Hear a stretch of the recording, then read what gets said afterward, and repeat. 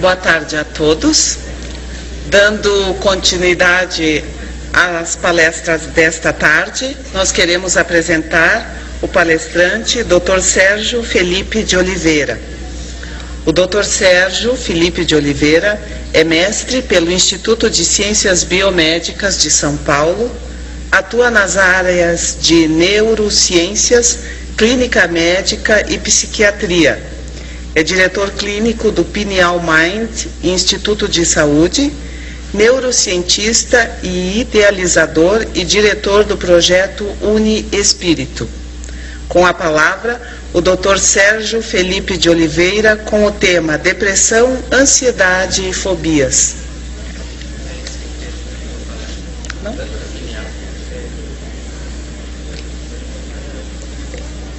Retificando, é a glândula pineal, novos conceitos e avanço nas pesquisas.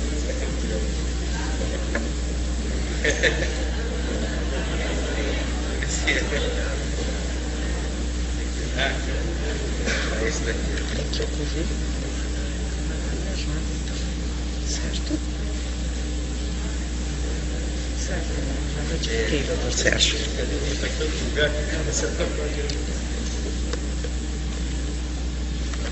Deixa eu ligar para o senhor.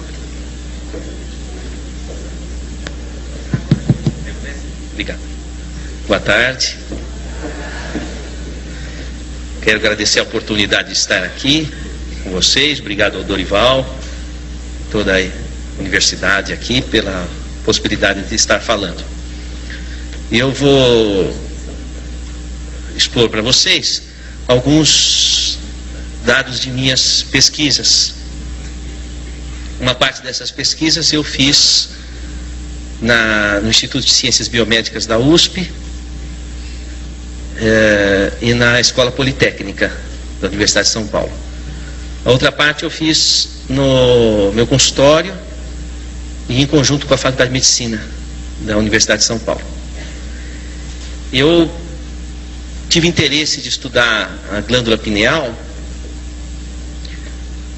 porque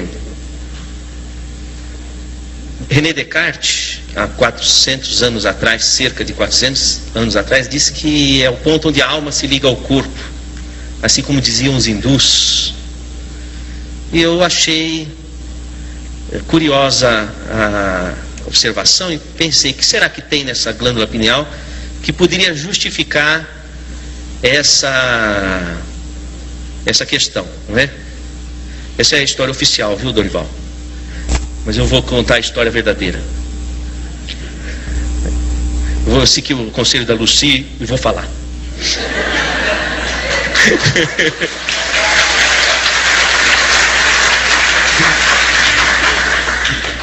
Eu me formei em medicina e depois eu dividia meu tempo entre a clínica médica e eu estudava física no Instituto de Física da Universidade de São Paulo. Por 4 anos fiquei no departamento de Física Matemática, trabalhando teorias de campo de DNA. E nesse meio tempo eu ministrei algumas aulas na Faculdade de Medicina. Uma delas foi no Instituto do Coração, sobre genética em cardiologia, porque eu estudava DNA e, portanto, tinha uma boa formação nessa área de genética. E eu me recordo uma vez que, dando uma aula sobre genética do coração, eu disse, esses genes não vão funcionar se não tiver um espírito que induza o funcionamento deles.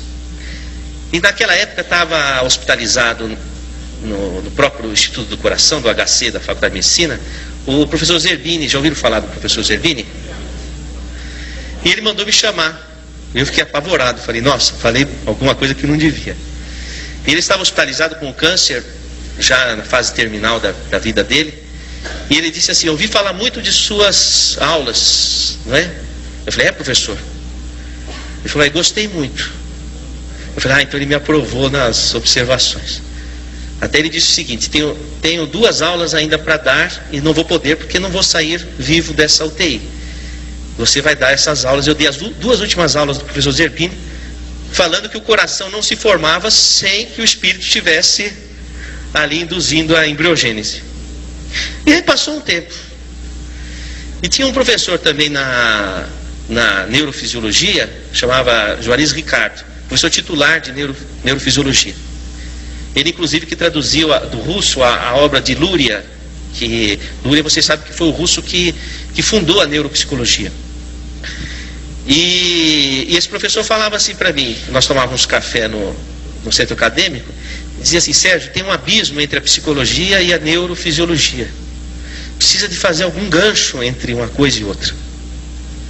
E passou um tempo, o professor Zerbini desencarnou e o professor Juarez Ricardo também desencarnou.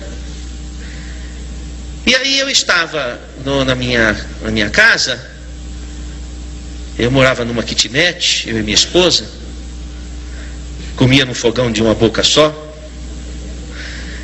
e tive uma alucinação.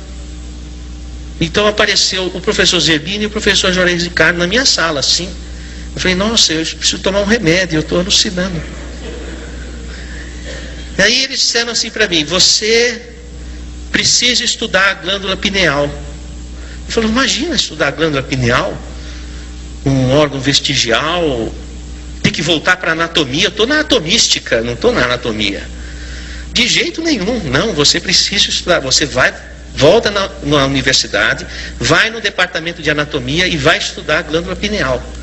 Eu falei: mas isso não é um assunto que me atrai, porque eu estava na física quântica, estudar anatomia em cadáver já tinha passado muito tempo de Versalhes, isso, né?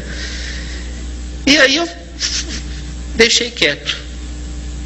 Aí passou um tempo, alguns meses, uma professora da anatomia, eu a encontrei numa palestra espírita e me surpreendi. Falei: olha, professora, a senhora aqui, professora titular de neuroanatomia veterinária, a professora Ivênia Santos Prada.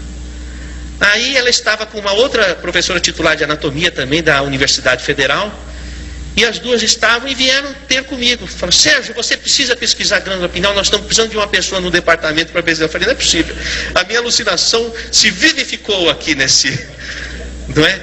Eu falei: vai ver, eu tenho mesmo que ir pesquisar a glândula pineal. E aí eu fui na anatomia lá da medicina e falei: olha, eu quero pesquisar a glândula pineal. Falaram: você precisa fazer pós-graduação, mestrado, doutorado para pesquisar, mas nós não temos linha de pesquisa em pineal, nós só temos, e desfilou uma série de infinitas pesquisas, mas sobre pineal não tinha.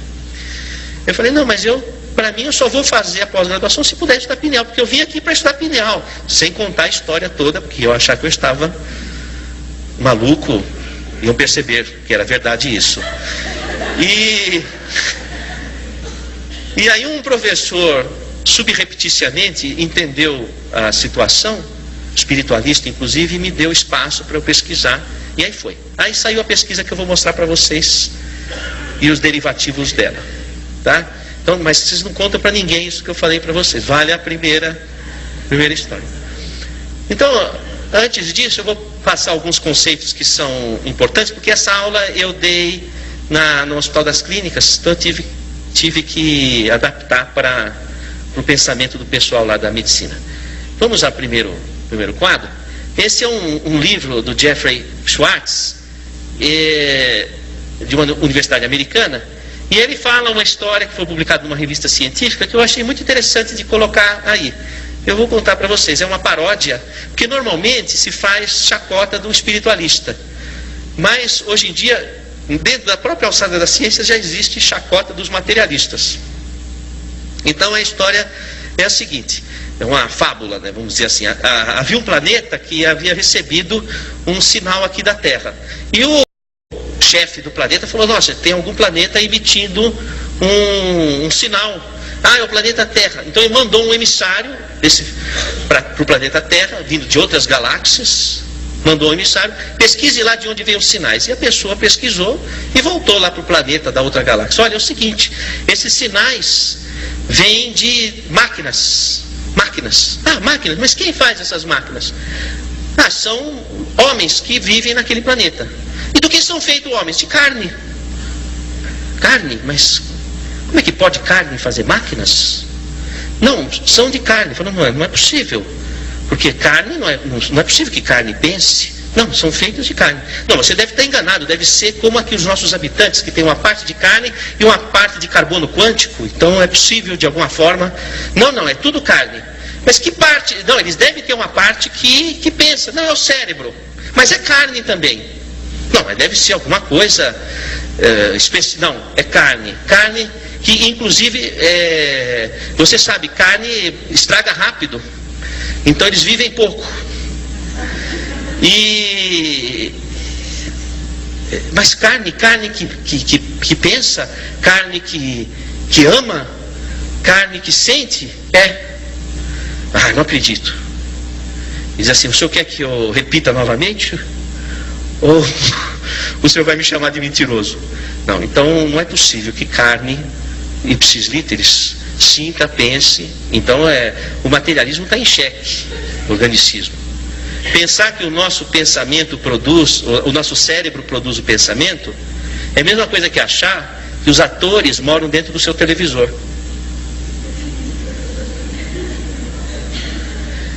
Então, sabe o que os cientistas têm feito? Bom, se lesa que era a área do cérebro, não tem mais aquele comportamento. Então, teu televisor quebrou um botão, já não tem mais a novela. Não existe mais a novela. Então, é um raciocínio muito primário. Hoje em dia, o cérebro tem sido comparado a um computador. De fato, é um computador. Mas não existe um computador que produza o próprio programa. O programa é produzido por um outro ser que se chama programador, que instala o programa no computador. Então, o pensamento, a imaginação, elas não podem nascer de dentro do cérebro. Elas têm que vir de fora do cérebro e ser instalado no cérebro, por lógica formal do raciocínio informático. O Roger Penrose, da Universidade de Oxford, ele vai dizer que o ser humano é um ser biológico, psicológico e espiritual. Justamente, baseado no teorema de Gödel, um sistema não é capaz de ostentar autoconsciência. Quer dizer, o seu corpo não pode ter autoconsciência. A consciência do seu corpo tem que vir de fora dele. Por uma impossibilidade matemática, o seu corpo não pode produzir a própria consciência. Então a consciência tem que vir de fora. Como diz Machado de Assis, em Memórias Póstumas de Brás Cubas, a mente se debruça sobre o trapézio do cérebro. Então a mente é instalada no cérebro. O cérebro é um instrumento da pessoa, que é o espírito. Então, dentro da ciência formal, e eu procuro raciocinar dentro da ciência formal, existe uma impossibilidade da pessoa ser o próprio corpo. Uma impossibilidade matemática. Outra questão fundamental que nós precisamos estar atentos é que ter um conceito errado de que a ciência é materialista, porque não é verdade. Porque o materialismo não teve prova científica. Eu queria que alguém me dissesse aqui qual foi o trabalho científico que provou o materialismo. Alguém sabe? Em qual laboratório foi provado o materialismo? Olha, eu já fiz essa pergunta, estou fazendo aqui na Universidade de Caxias do Sul. Eu já fiz na Universidade de São Paulo, foi o mesmo silêncio. Eu já fiz na maior parte das universidades brasileiras, foi silêncio. Fiz na Universidade de Miami, foi silêncio. Fiz na Universidade de Quebec, silêncio. Fiz na Universidade de Lisboa, silêncio. Fiz na Universidade de Londres, silêncio. Fiz na Universidade de Paris, silêncio. Até agora ninguém me respondeu, eu não encontrei. Também fiz uma pesquisa na internet. Não tem um trabalho científico que tenha provado que o materialismo seja realidade existencial.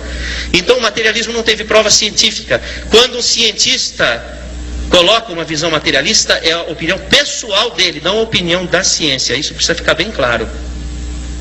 Da mesma forma, um médico. Se o médico se diz materialista, é a opinião pessoal dele, não é a opinião da medicina. Porque a espiritualidade é um campo aberto à pesquisa científica. E a ciência não fechou a sua compreensão sobre esse assunto. Assim também, nós poderíamos raciocinar do ponto de vista da própria física. Como o Roger perguntou assim, vocês estão me vendo, ou estão vendo aqui essa mesa? Estão vendo o Dorival? Vocês estão vendo o Dorival aqui? Não estão. Vocês estão vendo a luz refletida no Dorival. Se a luz estivesse apagada, ninguém veria o Dorival. Porque a matéria é invisível. Então vocês não estão vendo essas cadeiras, vocês estão vendo a luz refletida na cadeira. A matéria é invisível. Da mesma forma, do que é feita a matéria porque você aprendeu na escola? Do que é feita a matéria? Sou todo ouvidos. Hã? Átomos, isso. O que tem na superfície do átomo? Elétrons, isso, elétrons. O que acontece quando você aproxima um elétron do outro? Hã? Se repelem. Por que se repelem? Porque tem mesma carga. Dois ímãs de mesma carga se repelem, não é assim? Tá. Então quando você toca a matéria, na verdade o que você sente como impressão tátil não é o toque, mas é a força de repulsão eletrostática entre os elétrons. Então, existem elétrons nesse chão aqui, uma camada de elétrons. E eu estou pisando sobre essa camada, flutuando sobre essa camada, porque os meus pés também são de elétrons na superfície. Então há uma repulsão eletrostática. Se fosse possível tocar a matéria, haveria fusão atômica. Seria um aperto de mão, uma explosão, um abraço, uma explosão. Acabava o mundo. Às vezes acaba, um abraço pode acabar o mundo, mas... veja, eu queria que vocês raciocinassem. A matéria é invisível e a matéria é intangível. Então o materialista acredita no que ele não toca e naquilo que ele não vê. Precisa ter muita fé para se tornar um materialista. Oi, filha, o que é que você está perguntando? A escuridão é o medo. O medo é a escuridão, não é? Então, a questão é que falar de espiritualidade numa universidade é sobretudo trazer à ciência a lucidez e a honestidade. Na Universidade de São Paulo, onde eu me formei, o primeiro artigo da Universidade de São Paulo, do Estatuto, é: a universidade deve ensinar e pesquisar todas as formas de pensamento. Todas as formas de pensamento. Isso inclui todas as culturas, inclusive. O professor Miguel Reale, que foi reitor da USP, um dos maiores juristas de todos os tempos, ele mandou escrever no chão da reitoria, em letras garrafais: no universo da cultura, o centro está em toda parte. Então, o centro de uma universidade não pode estar baseado numa cultura materialista, sobretudo quando o povo que sustenta as nossas universidades é de aculturamento espiritualista. Seria um contrassenso. Aliás, o professor Miguel Reale, interessante, ele foi operado no Instituto do Coração, e ele escreve um artigo para o jornal Estado de São Paulo, dizendo assim, que ele foi operado do coração e teve que passar por circulação extracorpórea, quer dizer, o seu coração ia ser aberto e precisava de uma máquina que fizesse o papel do seu coração. Então o seu sangue transitou por uma máquina fora do corpo dele. E o cérebro, para não sofrer danos, foi resfriado a 4 graus centígrados. E ele relata tudo o que foi falado na cirurgia e que é confirmado por todo o staff. Isso ele escreve no jornal Estado de São Paulo, no editorial na época.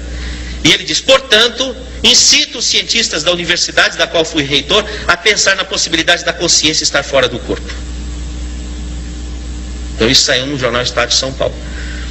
Você veja que existe dentro da ciência formal, para uma ciência honesta, há que se abrir espaço para outras hipóteses que não são somente as hipóteses materialistas. Bom, vamos adiante, por gentileza, pode passar essa, não é?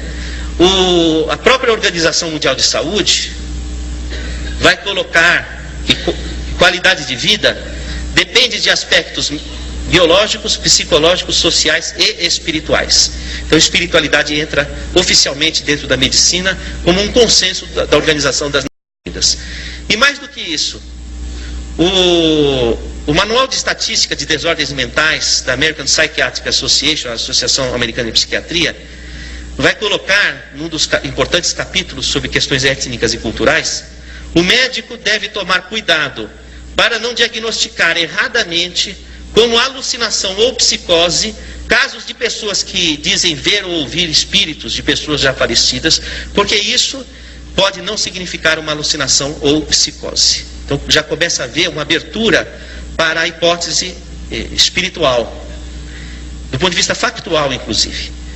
E isso abre um espaço dentro do Código Internacional de Doenças que passa a reconhecer o estado de transe e a possessão por espírito como diagnóstico médico, salvaguardada a seguinte questão: é doença o estado de transe fora do controle da pessoa, mas não é doença quando esse estado de transe vem num contexto cultural ou religioso da pessoa. Quer dizer, estado de transe e possessão por espírito é hoje diagnóstico médico. Vamos ao, por gentileza, Dorival. Olha lá, ó. Item F44.3. E diz o seguinte: transtorno, estado de transe e de possessão, transtorno caracterizado por uma perda transitória da consciência de sua própria identidade, associada a uma conservação perfeita da consciência de meio ambiente. É aquela pessoa, por exemplo, aquele paciente, como um relato real, o paciente diz assim: doutor, eu cheguei no hospital psiquiátrico, eu quebrei o refeitório do hospital inteiro, me colocaram num quarto fechado, e por vários dias tinham medo de chegar perto do quarto, porque eu esmurrava a porta e já estava quebrando a porta, de tamanha violência. E eu me lembro de tudo. E eu sabia que o que eu estava fazendo não era de mim, mas eu não tinha controle sobre o que eu estava fazendo. Mas eu tinha uma consciência do que estava acontecendo. O que é diferente das psicoses primárias, onde a pessoa na essência tem uma esquizofrenia ou outros tipos de psicose. Por isso que o estado de transe e a possessão por espírito exclui esquizofrenia, intoxicação por substância psicoativa, síndrome pós-traumática, transtornos orgânicos de personalidade, psicóticos agudos e transitórios. Ou seja, é um diagnóstico nosológico único. Ou seja, o médico hoje, ele tem recursos dentro da medicina oficial para saber se aquela pessoa está sofrendo de um mal psiquiátrico primariamente ou se ela está sofrendo de um problema de mediunidade. Mas há um seguinte problema: não há médico que, ou se há, são poucos, que conhecem esse item do Código Internacional de Doenças. Uma vez eu estive conversando com o diretor-geral do Hospital das Clínicas da Faculdade de Medicina da USP e propus que tivesse algo de espiritualidade no curso médico. Aliás, há 2 meses foi aprovada essa proposta nossa, e hoje a Faculdade de Medicina da USP tem a matéria, a disciplina Medicina e Espiritualidade, que é oferecida à graduação da medicina. Já dentro do currículo médico, é uma conquista inédita do meio universitário.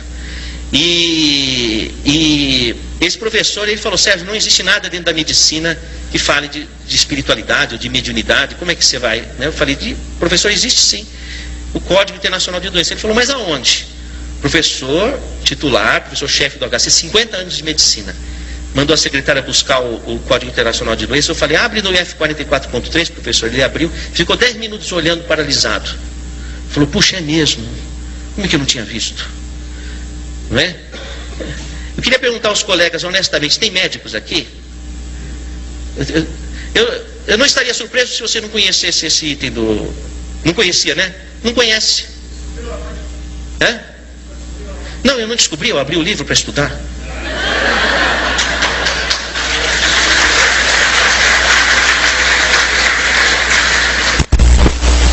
Foram cientistas que nos antecederam e já perceberam essas coisas, não é?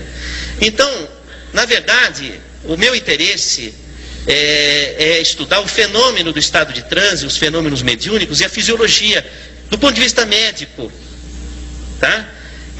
O que não descarta a necessidade de estudos por outras fontes. Eu até estava conversando com um colega aqui, dizendo que estudar espiritualidade precisa ser, mesmo na área médica, precisa ser estudado também por não médicos, porque o médico ele fica amarrado com as determinações da academia.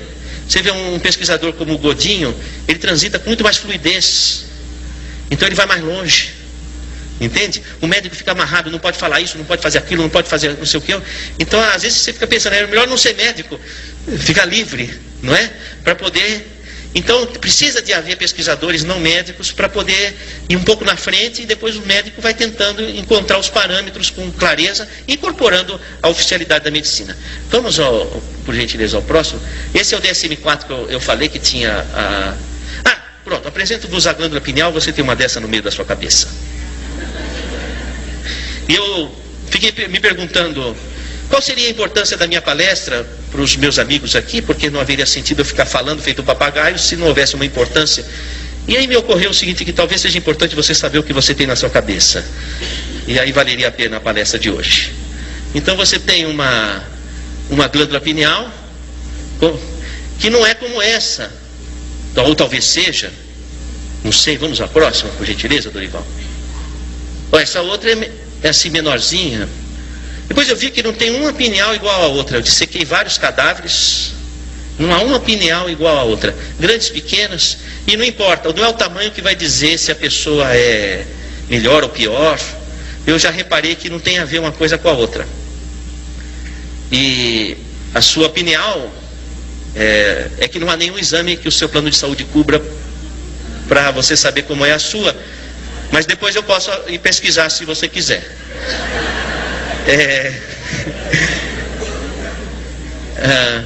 O próximo, por gentileza. Sim, aí que eu fiz? Eu peguei uma pineal, cortei no meio e pus no microscópio eletrônico. Então eu fui lá no mesmo instituto de física que eu trabalhava, aliás na engenharia, e cortei do meio e vi que tinha essas estruturas como se fosse crocante na glândula. Falei, mas que interessante. Vamos ver o que é. Aliás, se tivesse menos luminosidade, ficaria mais visível. Tem alguém me ouvindo, será? Ótimo. Aí podia voltar então para... Voltar. Dá para ver o crocante um pouco melhor.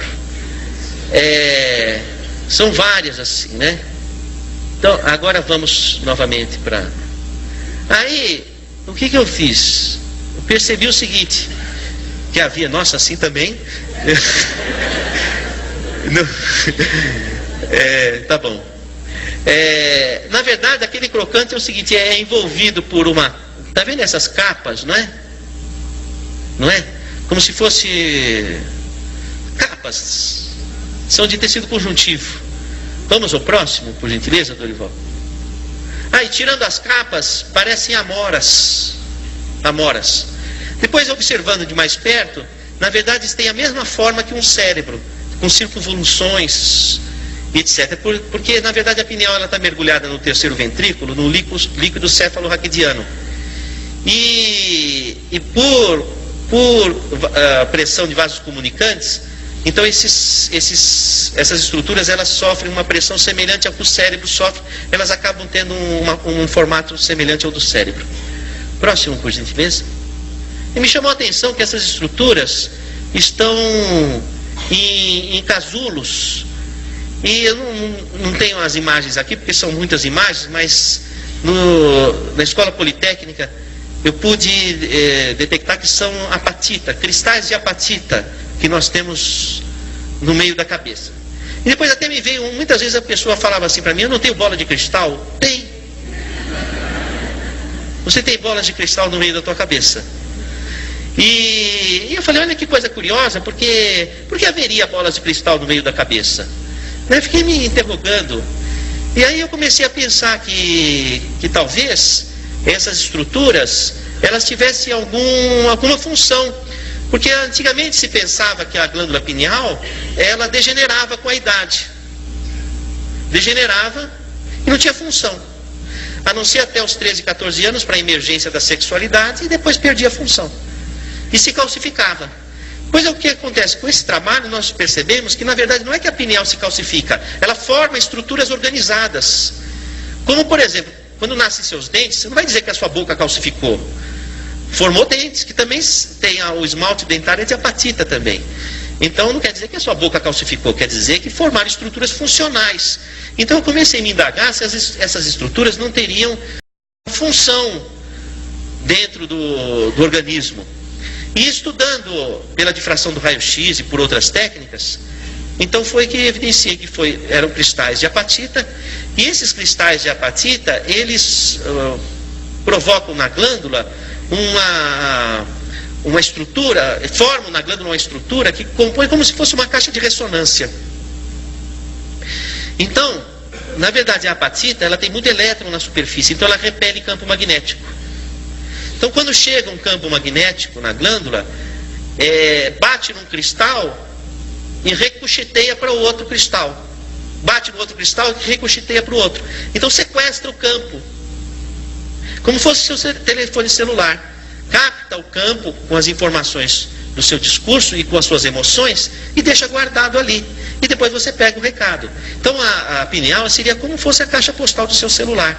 Ela capta vibrações do espectro eletromagnético que traduzem emoções de nossos pensamentos ou de espíritos, do mundo espiritual ou telepáticos de outras pessoas, arquivam ali e reagem no cérebro de formas as mais diferentes imaginárias. Então, talvez por isso que os hindus tenham a glândula pineal como uma glândula da vida mental, do contato com o além. Assim também está colocado no livro Missionários da Luz, capítulo Epífise. Epífise é o sinônimo de glândula pineal, que é a glândula da mediunidade, porque ela capta o recado. Então é a antena de conexão, vamos dizer assim. Para você localizar na tua cabeça a pineal, como se você colocasse o dedo entre os olhos e fosse possível aprofundar até o meio da cabeça, está ali a pineal. Também você tem acesso por aqui por trás. Se você tem o cerebelo, tem aqui o cerebelo. Entre o cerebelo e o encéfalo, se você divulsionar e entrar, você cai na pineal aqui. Por isso que tem aquela história daquele fio, aquela ligação que ocorre aqui, porque a pineal, a pineal ela não está aqui, mas por aqui você entra, pelo cadáver você chega nela. Se você separar o cerebelo e olhar assim, você vê a pineal ali, não é? Então, outra coisa, pineal tem nos peixes, os peixes têm pineal. Aliás, quando o animal tem cabeça translúcida, a pineal tem células de retina. Por quê? Porque a pineal e os olhos têm a mesma origem. Então, por exemplo, um camundongo que tem cabeça translúcida, você encontra células retinianas, não é? Nós não, nós temos a cabeça impermeável à luz. Então a pineal é atingida pela luz pela retina dos olhos. Então, uma parte da luz que você capta pelos olhos vai formar a imagem, chegar no lobo occipital, onde é formada a imagem. Mas outra parte da luz que você capta não vai formar a imagem, são os efeitos não visuais da luz, que vão regular os ritmos do nosso organismo. Porque o nosso organismo precisa saber que horas que produz hormônio de crescimento, o cortisol, que horas que produz cada hormônio, o ritmo, tudo é coordenado pela pineal. Isso é sabido na medicina. Inclusive, existem hormônios que são regidos sabidamente pela lua. Isso é a medicina alopática que fala.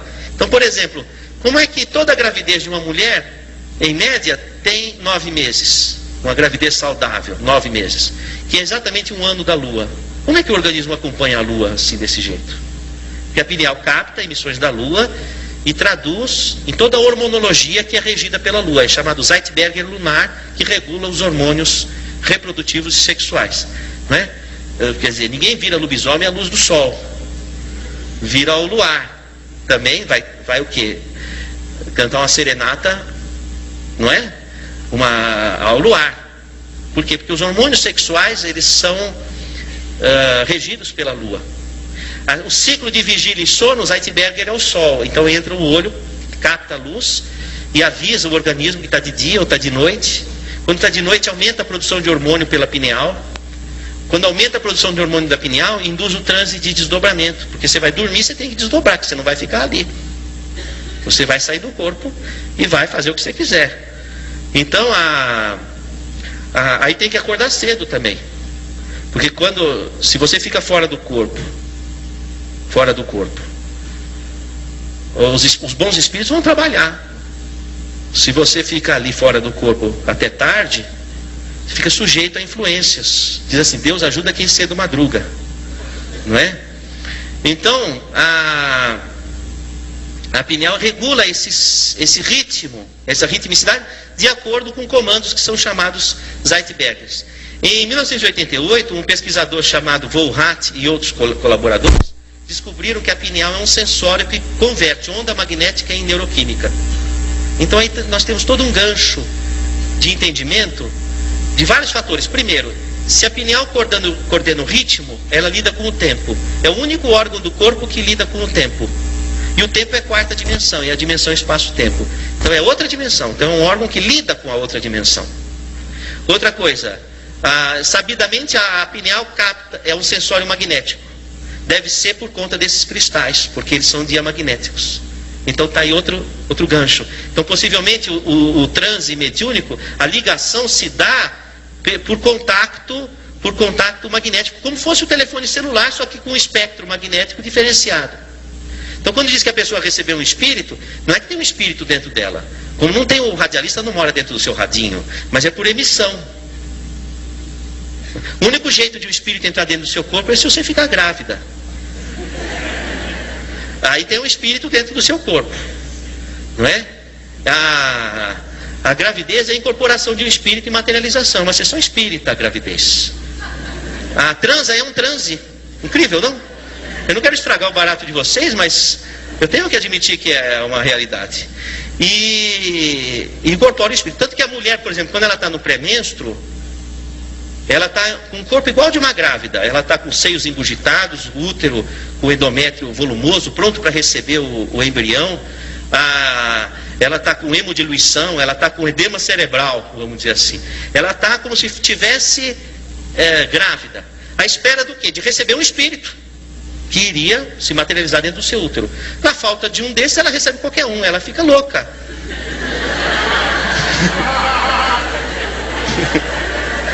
Então o pré-menstruo, a mulher está em sessão.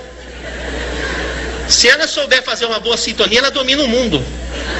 Porque você não precisa só receber maus espíritos, você pode receber um bom espírito. Porque se você está irritada tendo sintomas, você está recebendo maus espíritos. Agora, se você pode aproveitar, entrar naquele segundo modelo da Lucy, receber bons espíritos e dominar o mundo. Já imaginou? É como Jesus ensina Joana, a esposa de Cusa, porque a Joana não aguentava mais o marido dela, que era um corrupto, mancomunava acordos com os fariseus, com os hebreus, com os romanos, e enfim, é corrupto, e coisa que não se conhece no nosso país. E isso é coisa de antigamente, há 2000 anos. Então, ele era durão em casa e uma pessoa intratável. E ela via Jesus falar de justiça social, falou, puxa, bem diferente do meu marido. E ela foi conversar com Jesus. E Jesus estava na casa de Pedro, ela bate na porta, né? Por favor, queria falar com Jesus. Jesus levanta da rede, põe o chinelo, ajeita as madeixas. Fala, pois não, Joana, né? E ela fala, o que eu faço com meu marido? Não é? Porque ele é uma peste dentro de casa, um problema sério e tal. Ela diz o seguinte, olha, na hora da crise, silencia. Para que você possa se inspirar. E aí você saberá dizer o verbo doce ou enérgico, conforme a circunstância. Então ele estava ensinando a Joana a entrar numa sintonia boa para poder agir. Porque normalmente a mulher no pré-menstruo, ela vai na onda do reagir. Então ela fica irritada, ela fica... Agora, se ela se recolher, se inspirar, ela vai agir, ela vai atuar de forma transformadora. Então esse é um momento fisiológico do transe. Você sabe que nos homens não tem estudo, porque não se estuda os homens, só se estuda as mulheres. Agora que começaram a fazer estudos dos homens, é o machismo dentro da ciência. E de fato é mesmo. Então se conhece pouco sobre a fisiologia reprodutiva masculina, vamos dizer assim, frente ao que se conhece da mulher. Mas, voltando, vamos projetar o próximo... uma coisa interessante. Então eu fraturei um cristal e percebi o seguinte, que eles apresentam lamelas concêntricas, como se fosse uma cebola. Tá vendo a tampinha aqui, ó? Um amigo meu me perguntou, Sérgio, como é que você conseguiu fazer um cortezinho numa estrutura submicroscópica? Eu falei, eu não sei, foi um acaso. Não é possível, o acaso não vai produzir uma coisa tão certinha. O corte e a tampinha. Eu falei, então foi o professor Zerbini e o Juarez Ricardo que fizeram. Porque ninguém entendia como é que pode se fotografar. Olha, isso daqui está aumentado, você tem que multiplicar por 3. Está aumentado 6.900 vezes. Então é muito pequeno. Então não é impossível fazer um cortezinho e a tampinha ficar do lado ali para mostrar que foi feito um corte, né? E aconteceu esse milagre, vamos dizer, para demonstrar. Vamos ao próximo, Dorival, por gentileza. Aqui eu fiz um raio-x de um cristal. Tá vendo? Ele apresenta lamelas, tá? Não parece um tronco de árvore cortado? Porque ocorre o seguinte, toda estrutura que é regida pelo Sol, o que acontece é o seguinte, ele tem esse tipo de padrão. Lamelas, por exemplo, a idade de uma árvore não se sabe pelos gomos, nos anéis do peixe também, não é assim? Então aqui também você sabe a idade da pessoa pelos gomos, por esses anéis, eu quero dizer, como disse o colega. Então, e é até interessante que essas fraturas aqui não é parecido com fratura de tronco de árvore, e é natural mesmo, é como se fosse mesmo uma... Vamos ao próximo, por gentileza, Dorival. Aqui já é uma pessoa, quer dizer, a pessoa já estava no mundo espiritual, eu tirei isso depois que a pessoa morreu. E não morreu por causa disso, morreu por outras causas. Essa daqui era um corpo de uma pessoa de 80 anos. Não é diferente o cristal? Ele tem muitas lamelas finas e que se acavalam, porque tem tantas, já tem 80 anos, são muitas lamelas e finas, e se acavalam. Então, na verdade, eu percebi o seguinte, que não é... a pineal de uma pessoa jovem pode estar cheio de cristais de apatita. Não é a quantidade de cristais, ou seja, não é o padrão de biomineralização ou de calcificação que indica a idade. Porque antigamente se pensava, fica velho, a pineal calcifica. Não é assim não. Pessoa jovem, muito jovem aqui, está cheio de cristais na pineal, então ela parece calcificada, entre aspas, vamos chamar de biomineralização, porque é uma estrutura funcional, e são pessoas jovens. Então, na verdade, o que indica a idade é como é o cristal. Quantas lamelas ele tem, indica a idade da pessoa. Vamos ao próximo, por gentileza. Aqui, há pessoas que não têm o cristal. Os cristais visíveis à tomografia. Deve ter, mas não numa quantidade grande. Então, você vê essa tomografia aqui, a pineal está aqui no meio, e você não vê nenhum cristal. Concorda? Não dá para ver nada. Tá? E é interessante que eu reparei o seguinte, que a pessoa que não tem esses cristais visíveis à tomografia, deve ter, mas em pequena quantidade, não é visível à tomografia. São pessoas que entram facilmente em transe de desdobramento, saída fora do corpo. Normalmente uma pessoa entra em desdobramento a cada hora e meia. Então ela sai do corpo. Então, por exemplo, vocês agora, deve ter gente que está do corpo, alerta, gente que está assim meio para fora e gente que já foi embora. A cada hora e meia, cada pessoa está na sua hora e meia específica, não é? Então, tem pessoas que têm esse desdobramento muito acentuado. Quando a pessoa tem esse desdobramento muito acentuado, ela capta muito a psicosfera. Então ela sente o que a outra pessoa sente. Quando tem muita gente, ela fica meio afetada. E fica meio, não é? Porque tem muito desdobramento. Então aí a pessoa ela capta um numerário muito grande de informações. Essas informações vão ser registradas no tálamo, que é uma área do cérebro que registra as atividades sensoriais. E a pessoa não percebe, com muita coisa que você está captando você não percebe. Por exemplo, eu faria uma pergunta para vocês: quantos tipos de órgãos dos sentidos a medicina conhece no corpo humano? Quantos tipos? Sou todo ouvidos. Hã?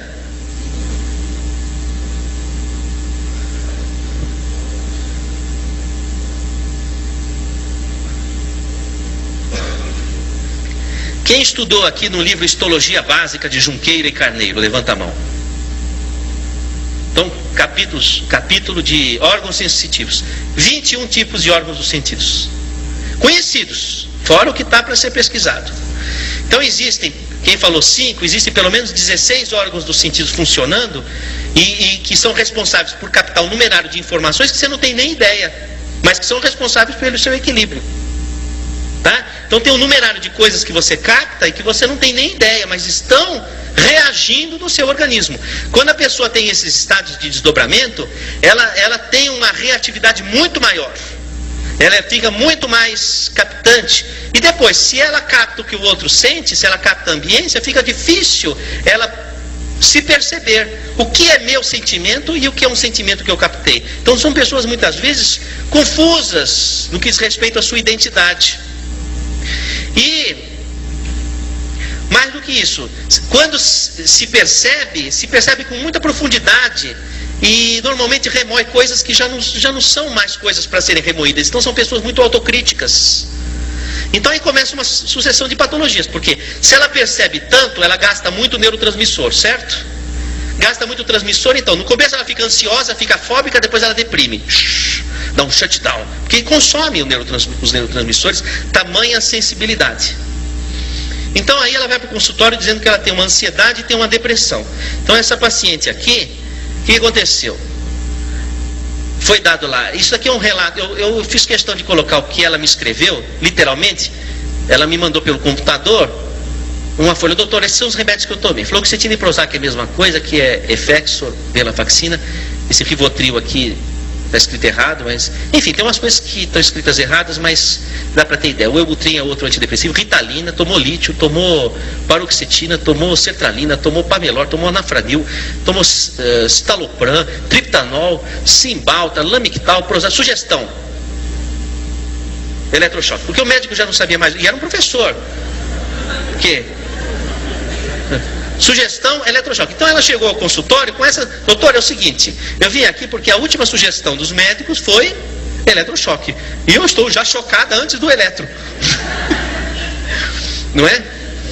E então eu fiz um exame clínico do ponto de vista psíquico e observei que ela tinha várias características do estado de desdobramento. Inclusive ela mesmo relatava: de fato, às vezes eu me vejo fora do corpo. Já aconteceu essa experiência e tal. Enfim. E eu falei: possivelmente você está tendo aquela depressão sequelar a esses estados de desdobramento. Bom, normalmente quando a pessoa tem o desdobramento, ela exala uma energia que o Notzing, que estudou com Freud na escola de Charcot, chamou de ectoplasma. Albert Schrenck-Notzing estudou com Freud, com Jung, na escola de Salpêtrière, em Paris, professor Charcot, e ele escreve Le Phénomène physique de la médiumnité, os efeitos físicos da mediunidade, estudando a ectoplasmia. Quando a pessoa tem desdobramento, ela exala essa energia, e o exalar dessa energia torna a pessoa extremamente interativa, por isso que o desdobramento provoca essa interatividade, porque o ectoplasma é uma energia que serve para o pensamento como o ar serve para o som. O ar é que transporta o som, o ectoplasma é que transporta o pensamento. Quando produz muito ectoplasma, a pessoa reage muito ao pensamento um do outro, é muito sensitiva e gasta essa energia ectoplásmica. Bom, o que acontece? Muitas vezes o organismo começa a reagir a esse excesso de ectoplasmia. Então ele começa a formar estruturas ectópicas, que é para onde vai a energia ectoplásmica no organismo. Então cistos, osteofitoses, tumores, ou a pessoa começa a sangrar para eliminar essa energia ou para contê-la em alguma estrutura. Às vezes a pessoa engorda e não se justifica pelo que ela come, ela engorda, não é hipotiroidismo, não é isso, não é aquilo, mas como é que ela engorda? O outro come a mesma coisa e não engorda, não é? Porque precisa ir para algum lugar esse ectoplasma. E de fato ela tinha um problema tiroidiano, com cistos inclusive, e ela tomava uma medicação para parar o sangramento, que ela tinha uma metrorragia. Então ela tinha características da pessoa, tanto físicas quanto psíquicas, do desdobramento. Vamos ao próximo, por gentileza. Aí, olha, nas mamas ela apresentava tecido fibroglandular e cistos, que são as formações ectópicas que aparecem, pedra de vesícula, pedra de rim, cistos, aparecem na pessoa que tem muito ectoplasma. Próximo, por gentileza. Também o cisto de ovário, olha lá, ó, com conteúdo hemático, olha lá, por gentileza, o próximo.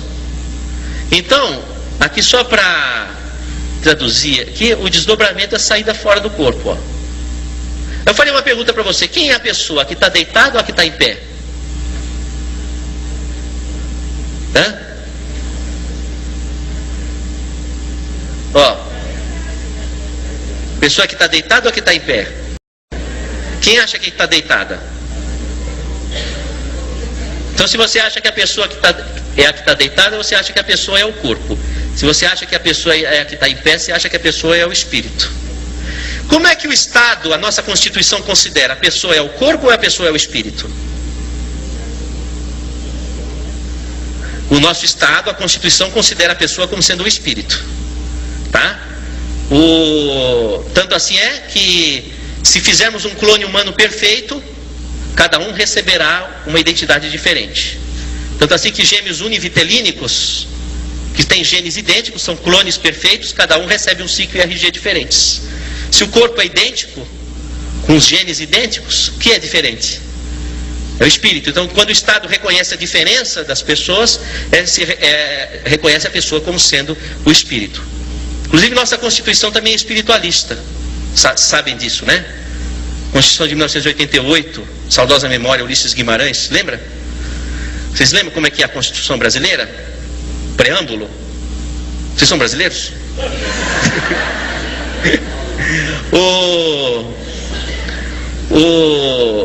Diz assim na introdução: o Brasil deve pautar suas relações pela paz, diplomáticas pela paz, etc, etc, etc e tal.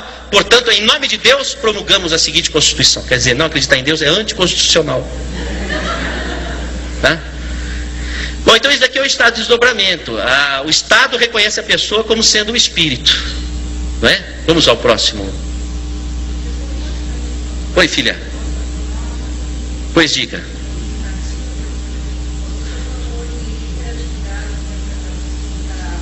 Isso. Ela perguntou da bipolaridade, né? Acontece uma coisa muito curiosa.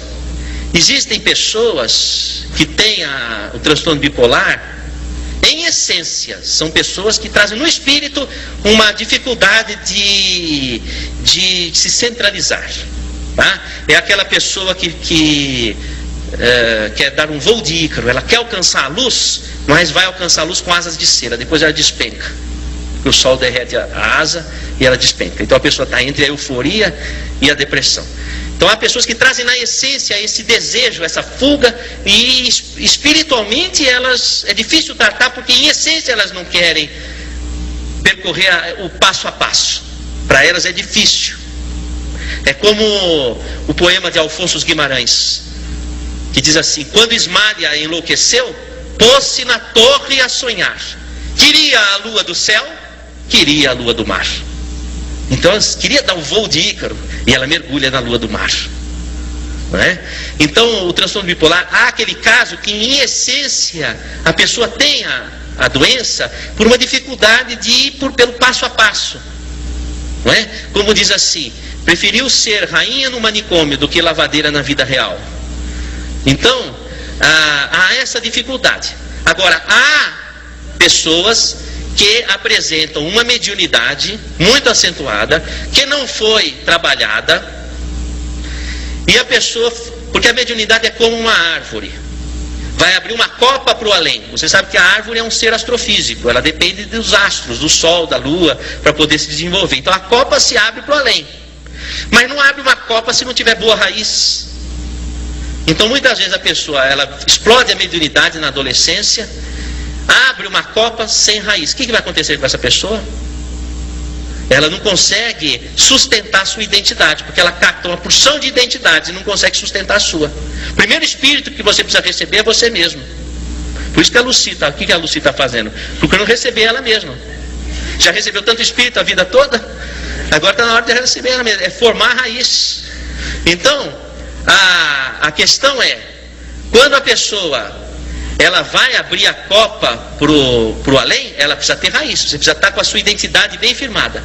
A pessoa explode a mediunidade na adolescência, não é dado estrutura para a pessoa daquilo que ela deve realizar, a missão dela, em todos os sentidos, dentro daquele contexto, para não acontecer de sofrer como a Lucy sofreu. Amar o próximo sem deixar de cantar a sua própria canção. Então tem que trabalhar dessa forma. Aí o que acontece? Não trabalhando dessa forma, a pessoa, ela caminha, e eu tenho percebido isso, ou vai para o transtorno bipolar, ou vai para a epilepsia. Então existem epilepsias, e existem transtornos bipolares, que existem casos que a pessoa não tem a doença em essência, mas são médiums sintomatas. E você precisa saber fazer esse discernimento, saber discernir quando é o transtorno bipolar, quando é efetivamente um problema mediúnico em essência. E o curioso é que a epilepsia e o transtorno bipolar, os dois usam a mesma medicação para tratamento.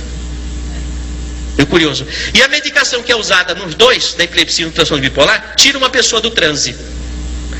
Porque se você tomar um LSD, você entra em transe.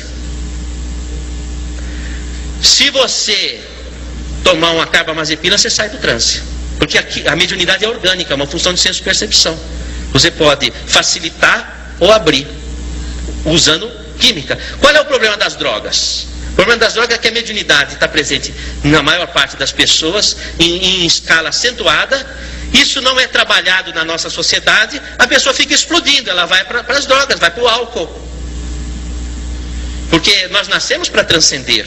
Então a mediunidade ela é essencial, como a inteligência, a emoção, é o nosso contato com o devir, é o nosso contato com o além. Então nós nascemos com esse dom.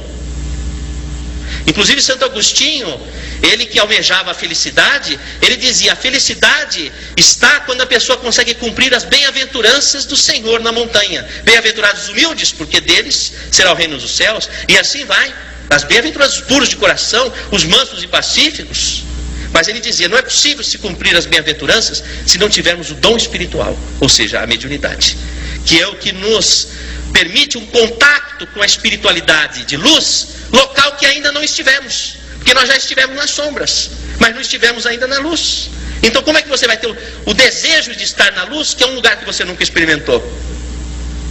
Mas você pode experimentar, você pode sentir o êxtase do paraíso, vamos chamar dessa forma, se você tiver o dom mediúnico permeável a isso. E aí você vai ter o anseio de progredir. E aí você consegue cumprir as bem-aventuranças. Então a mediunidade ela é um elemento essencial.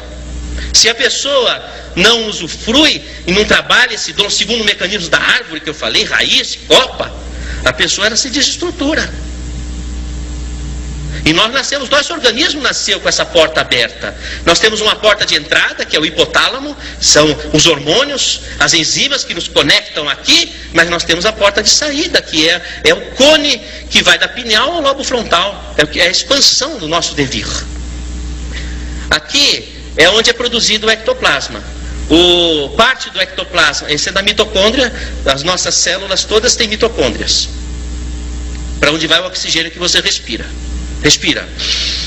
Foi para as mitocôndrias. Respirar já não vai ser mais a mesma coisa para você.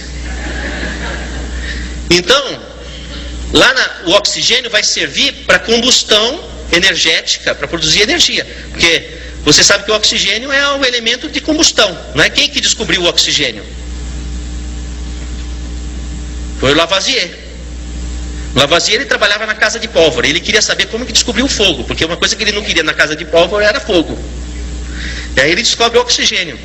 Então, o oxigênio vai produzir, vai entrar em contato com o metabolismo, vai produzir energia. Então, parte dessa energia vai se juntar com a energia vital, que já vem pelo oxigênio. Porque quando a planta capta o oxigênio para fazer a fotossíntese, ela capta também a luz do sol. E a luz do sol vem com o prana, que é a energia vital. E a planta vai acoplar o oxigênio ao prana. Então quando você respira o oxigênio, você já respira com o prana. Então vem o prana aqui para dentro da mitocôndria e se junta com a produção calórica e forma o ectoplasma. Então o ectoplasma é um produto do prana, que é uma energia espiritual, e de uma energia metabólica biológica. Por isso que o ectoplasma ele é uma energia que permeia a comunicação entre o mundo espiritual e o mundo corporal, porque ele tem as duas fontes. Então ele permeia. Então aqui é que é produzido. E o interessante é que os cristais da pineal começam a ser formados a partir da mitocôndria. É a partir dali que começa a formar. Então tem até uma coincidência nesse sentido. Próximo, por gentileza. Aqui é o seguinte: fazendo uma tomografia funcional de um paciente em desdobramento, ele apresenta um aumento de circulação aqui na região da pineal e do tálamo. Ó, tá vendo? Ó? Veja, pineal faz parte do tálamo, pineal é epitálamo, tá? Faz parte dessa região do tálamo. Então, essa região aqui está aumentada. Vamos ver o próximo? Olha que engraçado. Isso aqui foi feito lá no Hospital do Coração. Olha o que o radiologista vai escrever: estudo tomográfico por emissão de pósitrons com SPECT sem evidência de anormalidades metabólicas significativas em tecido cortical. Está tudo bem, ele não tem doença. discreto aumento do metabolismo regional de glicose em tálamos. Aí ele pergunta, o que é isso? É variação do normal? Porque o que acontece? A pineal dele está ativada, e ele fala, mas o que é isso? Porque não é doença, mas também não é normal. Porque ele não está entendendo, é a mediunidade da pessoa ativa. Fui claro nessa questão? Tá? Próximo, por gentileza. Esse daqui é um paciente meu também, mas que na época não tinha esse exame aqui no Brasil, nós fizemos nos Estados Unidos, o mesmo resultado. Tá? Aqui a região da pineal, ó, incrementada. E o interessante é que ela tinha fenômeno de clarividência, porque o occipital é que está aberto, mas o frontal não está. O lobo frontal, ela não tem crítica do que está acontecendo. Então é uma mediunidade sem consciência. Tá? Próximo, por gentileza. Aqui, vocês veem os cristais aqui, ó, tá vendo o pontinho branco? Já é uma moça que tem os cristais em grande quantidade. Normalmente, quando aparecem esses cristais, a pessoa tem mediunidade de incorporação, porque os cristais atraem a onda magnética, né? Que nem os telefones celular. Então aí é a incorporação. E o curioso é o seguinte, no fenômeno de incorporação, a pessoa, ela tem aumento de fluxo sanguíneo na cabeça e pode ter dor de cabeça. Curioso que o Jung, o psiquiatra suíço, ele no primeiro volume, segundo capítulo de Obras Completas, ele fala que a médium entrava em transe e depois sentia fortes dores de cabeça. E ele examina o coração e o pulso para tentar entender o que estava acontecendo. Olha, veja que curioso. Doppler transcraniano, aumento de velocidade de fluxo acompanhado de índices de pulsatilidade normais e sistema carotídeo bilateralmente. Em especial, aumento de velocidade da cerebral média bilateralmente. Circulação vértebro-basilar bilateralmente, sinais de elevação de velocidade como um todo, sem padrão segmentar, notadamente basilar distal, com índices normais de pulsatilidade. O sistema vértebro-basilar, que vai originar a artéria cerebral posterior, que irriga a pineal, está com fluxo aumentado. Pois não.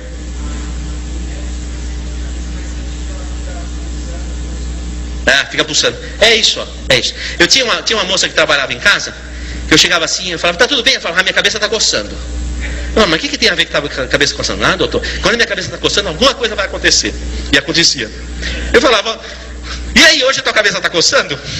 Não, então tá tudo bem, posso sair normal. Não é?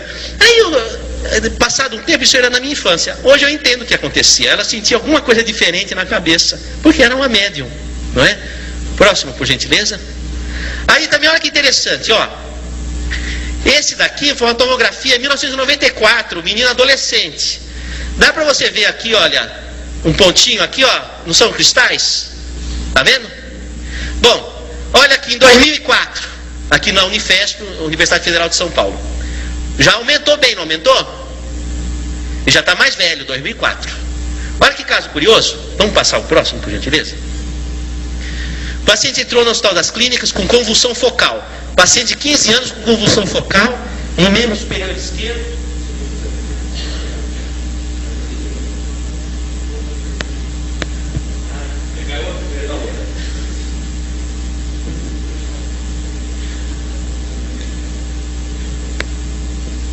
Aí, frequentes há mais ou menos um mês. Cefaleia persistente. Eu não falei para vocês?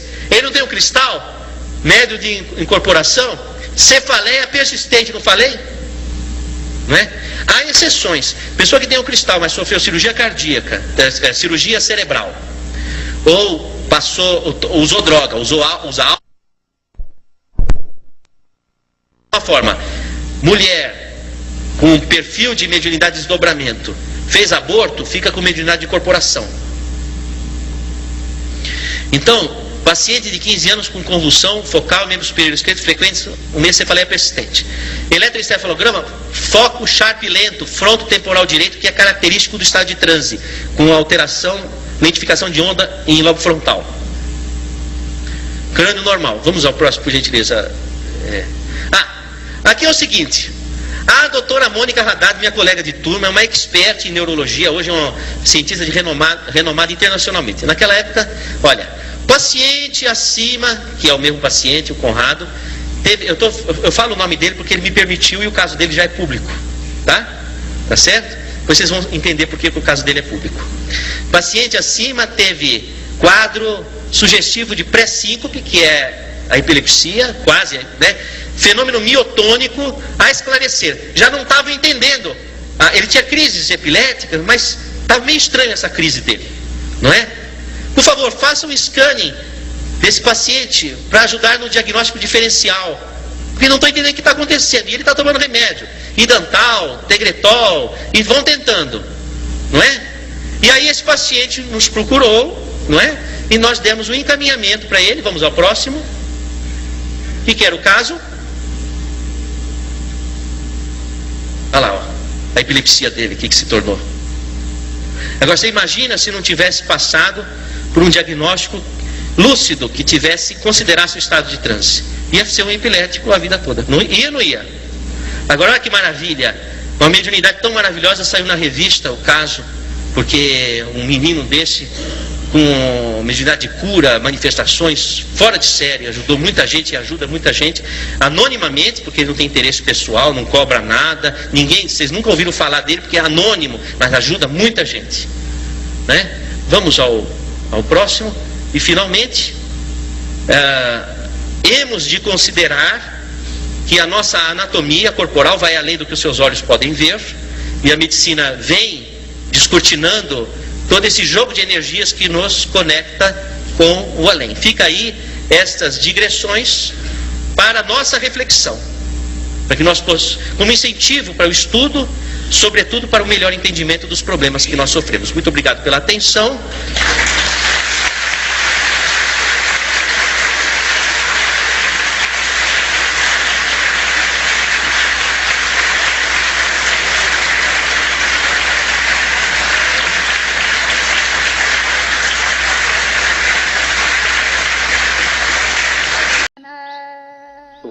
Noi siamo già sotto l'effetto di stupefacenti.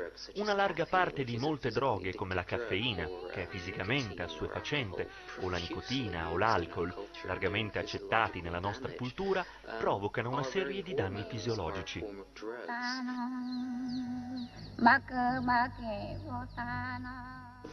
La ghiandola pineale è un piccolo cono in cima alla nostra spina dorsale, un piccolo terzo occhio, letteralmente atrofizzato. In alchimia era chiamato Ayin, l'unico occhio, oppure l'occhio che tutto vede della cultura egizia, conosciuto come l'occhio di Ra. Questa ghiandola pineale produce il più essenziale dei neuroormoni, che attiva tutto il resto della nostra bioanatomia quando sogniamo. Così, normalmente, i nostri sogni sono e rimangono inconsci.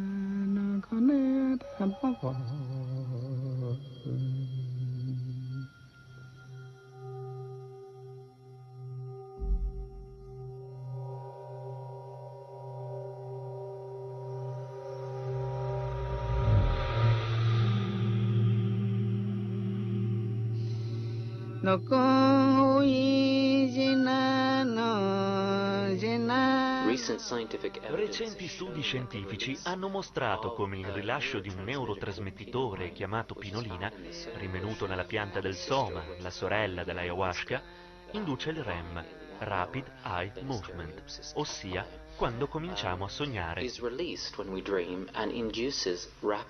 Questa funzione del Rapid Eye Movement è essenziale per la nostra salute, poiché recupera tutte le esperienze elettriche non integrate nel nostro cervello, assimilandole. Essa raccoglie tutte le nostre esperienze giornaliere e le sintetizza all'interno di una memoria ancestrale. La nostra ghiandola pineale è essenzialmente un altro organo sessuale, non ancora scoperto, che ha come unico accesso la nostra coscienza mentre sogniamo. Lo sciamanesimo è il risveglio cosciente di questo organo sessuale, per cui è richiesta un'appropriata educazione. Richiede un'educazione sessuale sciamanica, perché è questa parte alta del cervello che aspetta di risvegliarsi. La nostra parte non cosciente è una mente davvero potente, che conosce come costruire il nostro corpo, conosce come costruire le nostre ossa. È un'intelligenza incredibile, che conosce quali aminoacidi estrarre per produrre enzimi e proteine. La nostra mente cosciente, invece, naviga in un oceano di nebbia tra tutti questi termini. È un bambino puro. Così la nostra baby natura è incatenata dentro questa scioccante intelligenza, che è immensamente intelligente e integrata. Come può la DMT essere considerata una droga quando i bambini la producono in grosse quantità durante il periodo del parto? Persino quando esperiamo i sogni lucidi, il nostro sangue è completamente saturo di DMT. Ciò significa che durante i sogni lucidi dovremmo essere imprigionati. Ciò significa che dovremmo escludere la ghiandola pineale perché è un laboratorio di droghe illegale.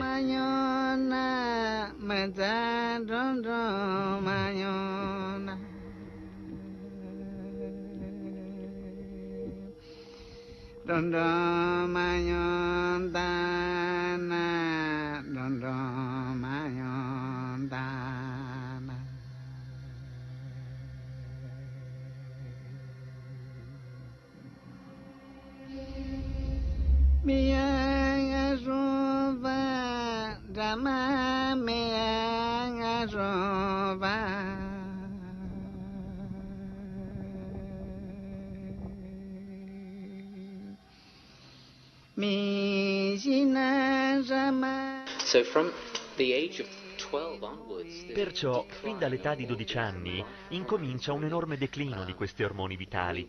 Sappiamo molto bene che le ricerche eseguite sulla melatonina lasciano intendere che sia coinvolta nella depressione. Solo ultimamente si è accertato che invece la vera radice della depressione è la pinolina.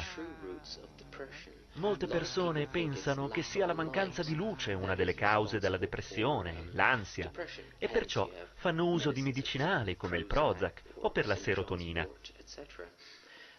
Ma è stato scoperto che invece è la mancanza di oscurità e pinolina sufficienti ad essere la radice della depressione.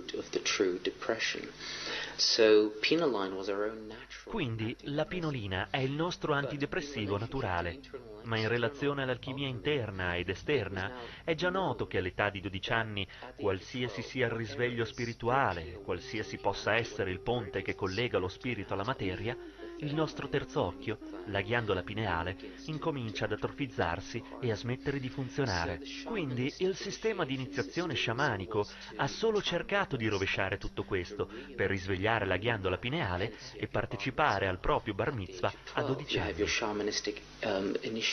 Partecipare a un'iniziazione sciamanica è un trattamento shock che permette alla ghiandola pineale di rimanere attiva come dovrebbe e risveglia l'intelligenza visionaria sciamanica, incluso il corpo pianta dello sciamanesimo, all'età di 12 anni. You have this with the South African Boiti tribe or the Fang tribe. Esiste una tribù in Sudafrica che fa uso di una parente dell'ayahuasca chiamata Tabanantha e Bogain, che trasporta 2 tipi di armaline appartenenti a un'altra catena biologica e la assumono al compimento del 12° anno di età. La persona a quel punto diviene un uomo o una donna. Per loro è considerata una rinascita. È esattamente lo stesso processo che avviene nella dark room, camera oscura. La tecnologia sciamanica ha da sempre mantenuto il percorso della graduale attivazione della ghiandola pineale. In Egitto, quando una persona diventava sciamano, diveniva un Horus, un re Horus, perché possedeva le ali per volare. La stessa iconografia è presente negli animali raffigurati nei totem, quando lo sciamano diveniva un'aquila per la sua capacità di navigare. Una volta alla settimana prendevano il pane, il vino, la soma e la divina Acassia e quando si sposavano venivano messi dentro una camera oscura che veniva chiamata Tuat, che significa il profondo dentro sotterraneo. Nel Tuat dovevano affrontare i loro draghi. Nello sciamanesimo devi affrontare i signori dell'oscurità che in Egitto venivano chiamati Sobek.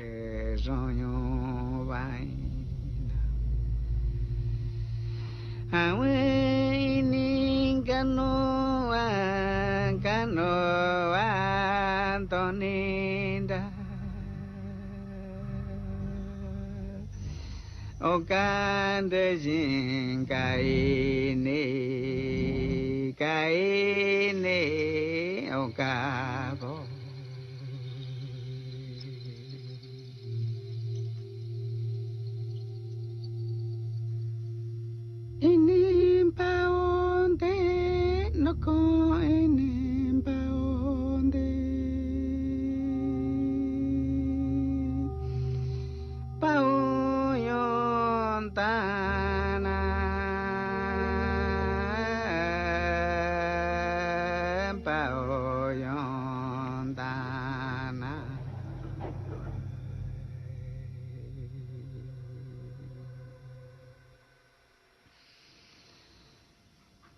King